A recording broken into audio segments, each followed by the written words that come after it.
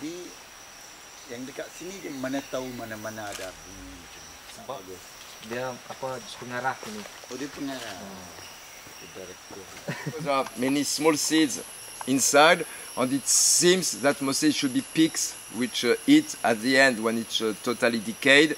They eat, and after when defecating, the seeds are released. But it's not very well known. It seems also sometimes ants, also when it's decaying, ants also can take the seeds. So it seems different ways for propagation. Can we humans take the seed and Very and eat and then defecate? And Yes, it should be the... Nous sommes à Gunung Gading, le parc national à l'extrême ouest de Sarawak et qui est réputé pour une certaine abondance de Rafflesia, en particulier l'espèce donc Rafflesia tuan mudae, qui est une des grosses espèces. C'est pas une des plus grosses comme Rafflesia kerri par exemple, mais c'est une espèce qui est déjà de très bonne taille.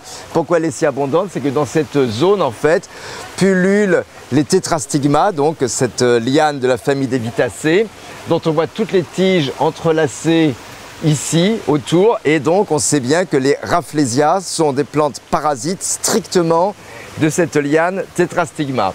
On en voit des petites branches. Alors là, ce qui est intéressant, c'est que très souvent les Rafflesia apparaissent au niveau du sol, et là, cette fleur est apparue bien plus haut. Donc on dirait vraiment une fleur en plastique.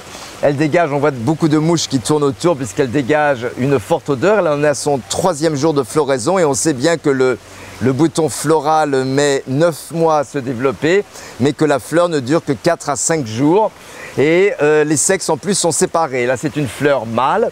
Et donc, ce qui veut dire évidemment que la forêt doit être bien protégée parce qu'il faut non seulement qu'il y en ait une qui ait la chance de fleurir, mais il faut qu'il y en ait plusieurs en même temps de sexes différents, donc portés par des groupes de tétrastigmas différents afin qu'il puisse y avoir la pollinisation. Et la pollinisation est effectuée surtout par ces mouches que l'on voit un petit peu autour et qui sont attirées par la forte odeur de viande en décomposition que dégage la fleur. Et là, quand je suis à proximité comme ça, à quelques centimètres, je peux garantir qu'on sent très très bien cette odeur.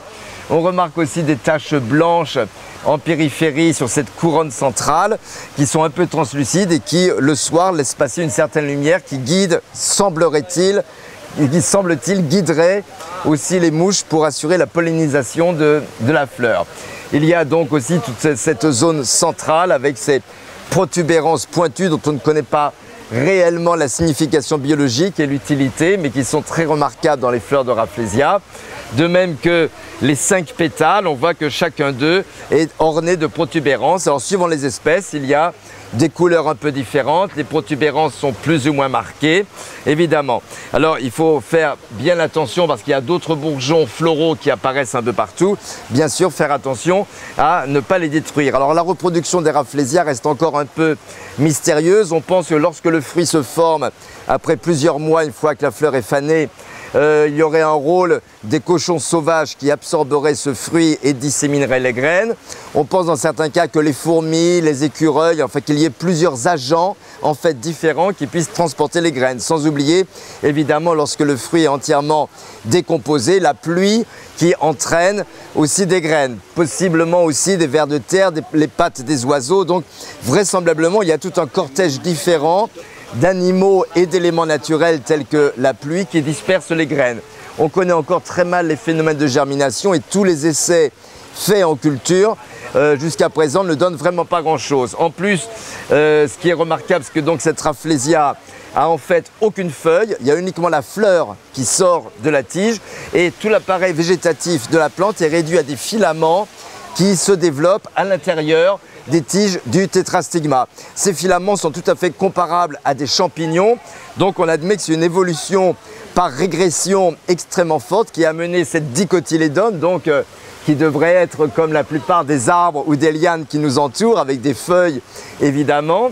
Et en fait cette dicotylédone en fait présente un appareil végétatif extrêmement similaire à ceux des champignons. Alors maintenant on se pose quand même de plus en plus de questions, surtout maintenant qu'il y a toutes ces nouvelles connaissances sur les transferts génétiques et on en vient aussi dans certains cas d'évolution à se demander si le fait qu'elle ressemble tant à un champignon, l'appareil végétatif, ça ne serait pas dû en fait à des transferts génétiques de fragments de chromosomes, enfin de fragments de groupes de gènes de champignons qui auraient pu se fusionner au Rafflesia et donc provoquer aussi cette ressemblance tellement forte entre un champignon et ce qu'est cette dicotylédone, le Rafflesia. Donc il y a encore évidemment beaucoup de mystères à élucider, mais la beauté de la Rafflesia et le côté incroyable de cette espèce de morceau de plastique gigantesque en forêt reste un événement. C'est la deuxième fois de ma vie seulement que j'en vois. La première fois c'était il y a 10 ans au sud de la Thaïlande et là donc c'est ma deuxième Rafflesia que je vois, c'est Rafflesia Tuan Mudai. On va la laisser. Approche-toi un peu, la tête. On voit vraiment la voilà, taille. on se rend compte vraiment de l'échelle. Là, on voit, là, je partage l'espace avec les mouches qui pénètrent à l'intérieur. On voit très bien à l'intérieur. J'aperçois plusieurs mouches qui butinent à l'intérieur. C'est donc un spectacle extrêmement étonnant.